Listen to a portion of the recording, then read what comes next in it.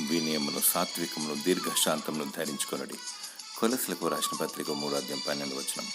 మహాగణుడును, మహోన్నతుడును, పరిశుద్ధుడును, నిత్య నివాసినైన వాడు ఇలాగ సెలవిచ్చుచున్నాడు: నేను మహోన్నతమైన పరిశుద్ధ స్థలంలో నివసించువాడును.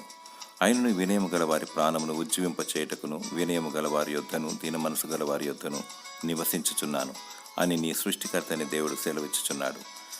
వినయ మనసు కలిగి దేవుని మహిమపరచు. సాత్వికులు ధన్యులు, వారు భూలోకమును స్వతంత్రించుకొందురు. ప్రవక్త అయిన మోషే దేవుని దృష్టిలో సాత్వికుడుగా ఆగుపడెను. ఆయన ఇల్లంతట్లో నమ్మకస్తుడు.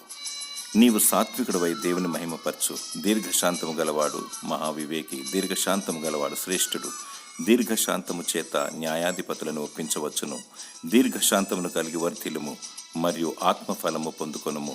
ఆత్మఫలమేమనగా ప్రేమ, సంతోషం, సమాధానము, దీర్ఘశాంతము, దయాళుత్వము, మంచితనము, విశ్వాసము, సాత్వికము మరియు ఆశా నిగ్రహము.